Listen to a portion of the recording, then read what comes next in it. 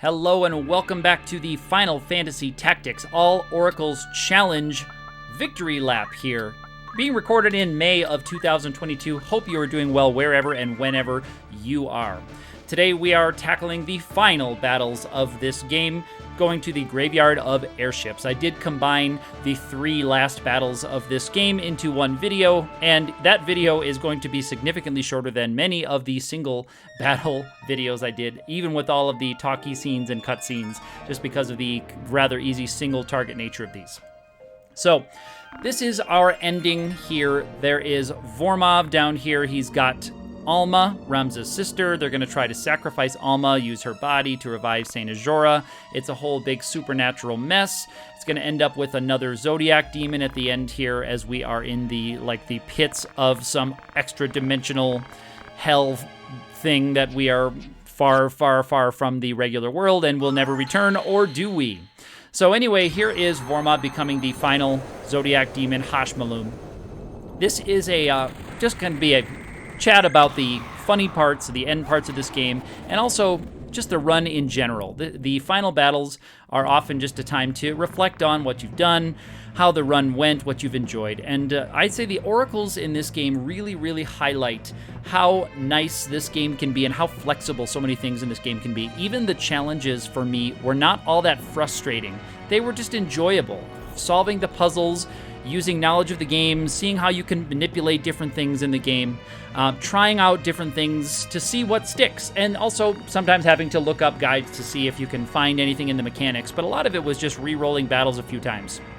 The hardest fight of the game may have been the bulk fight. Golgrand Execution Site, also very, very long. The long battle with the chemists in Golden Coal City wasn't all that difficult. It just was quite long, and trying to keep everybody alive was a bit of a challenge there. So Hashmalum is going to run up here. He is going to charge, of course, a huge meteor on us. We've got mantles on. I took off the Germanus boots from the bulk battle. We've got our feather mantles on again because I was wondering if I was going to have to dodge some attacks or dodge a spell here or there. But as it happens, the charge time of that meteor is longer than the charge time of our life drains. So we can move up, we can target our life drains, and we actually, even without the assistance of the Germanus boots, which if I had had to re-roll this battle, I would have gone ahead and thrown those boots on to get that extra move.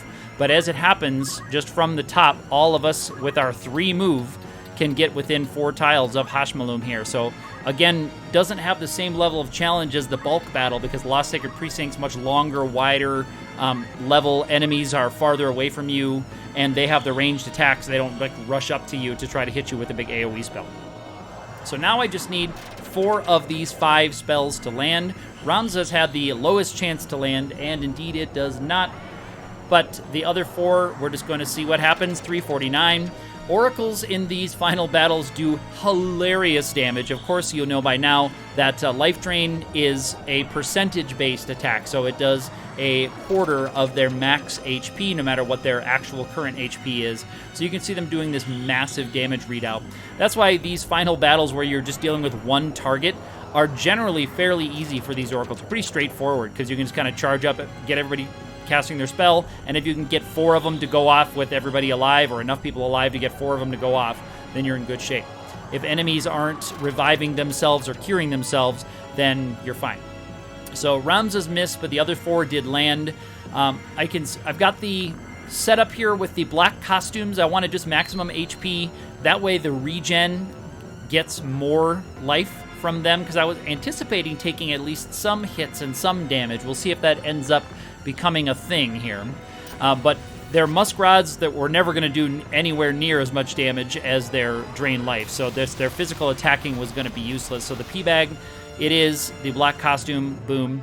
I thought about the white robes and maybe even the chameleon robe, but I don't know how much holy I was going to see.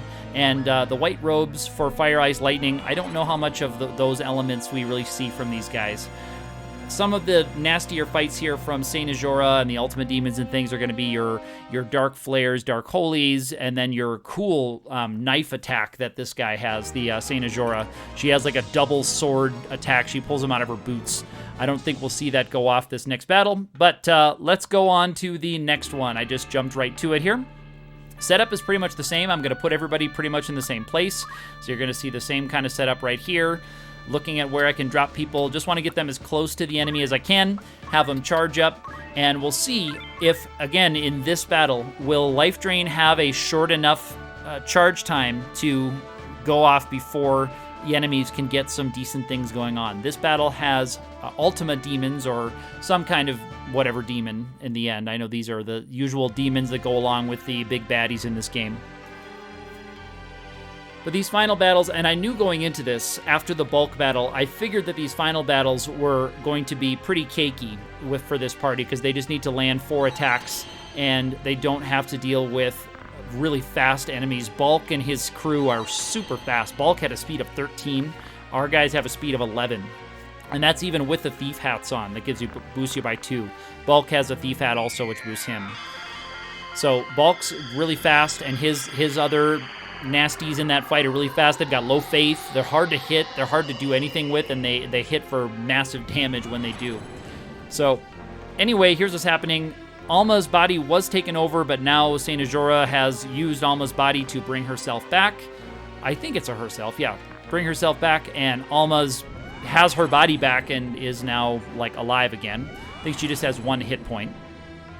So here come the final demons, whatever they are. And you're going to see Saint Ajora turn into the awesome angel thing. So Saint Ajora says, "We will not let anyone prevent my resurrection." Saint Ajora wants to bring herself back into the human world. It's our job to try to defeat her down here and seal her in. I love this sprite right here. And you might not have noticed, if you haven't seen this before, in her boots, in the boots of that angel, she has 2 swords or 2 daggers. And there's a cool attack she has when she chooses physical attack, where she pulls them out, spins them around a few times, and then swings both of them down on top of your head. Pretty awesome attack that she has. So I'm looking at my timing, and look at that. Life Drain. Actually, it was Spell Absorb, but it's the same. Life Drain's going to go off before they get a turn. And I believed, even at this time, that based on that, I thought that it was going to be the same for my other characters, that we've all got an action at the same time, because our speed's all the same. They're all 11, I think, for speed. So we're all going to go. We're all going to move up. We're all going to charge Life Drain.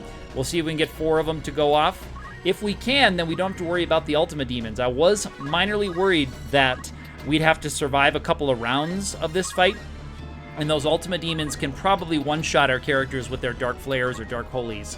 So I really did not want to be dealing with that. I didn't want them to be getting a bunch of turns, have us have to retreat and take maybe a big summon or something from one of them, or a big AoE spell. I just didn't want to deal with any of that, so I was going to try the most aggressive tactic I could. Even if I didn't have it line up like this, I was going to try just the most aggressive moves I could. Now I'm setting everybody up here because I know that after Saint Ajora turns into the Bloody Angel, I want to be in position to start attacking right away there. I don't know off the top of my head how the CT of that situation works, of changing the CT or resetting the CT or anything like that. It's a little bit like the Ramza Velius battle, where I'm not sure. The CT does some funky things between those kind of 2-part fights. But anyway, I've got 5 Life Drains queued up. I need to just land 4 of them. Again, Life Drain doing super, super damage. It's too bad I can't pick that up. Ooh, she's doing Absorb Used MP. That's pretty cool. But it's unfortunate I can't bank all of this extra HP, because we're all at full health anyway, and I can't double my hit points there, that would more than double my hit points, I think. So here comes number 3. And I don't mind at all that she is absorbing the MP. That one misses. So I need another one to land. There is number 3. And let's see if we can get number 4 to land. This will be the 5th casting of it. And this will be the 4th damage. And listen for that yell. It's the monster yell. It's always interesting on that one. It's not a human sounding. It's the monster voice. Now this is interesting. So while it's showing the Saint Ajora, the angel, in the death pose, then the M barrier goes off. That's a funky little thing. I'm not sure how that works with the CT in this fight. Something triggered something in a weird way. but Alma still got her M barrier off before it went to this transformation scene here. So now we've got the massive Bloody Angel, Ultima the Bloody Angel. Let's go. Now, remember, Ultima's standing right where the other Saint Ajora was. Ramza's got his weird boost again here, looks like, because he's going to get a turn right away. Alma's going to go. She's going to target her M barrier, I guess, on herself again. I don't know if she's going to cast it, but here's Ramza. He is going to get his off. Look at that, 804 damage on Ultima. There you go. Love it. And Ultima's actually got the Faith Boost counter ability, which is really cool. Yeah, you have to love that because it's actually making it easier for us to land the next ones. Face Up, it's called. That's right. Should be probably Faith Up. Face Up.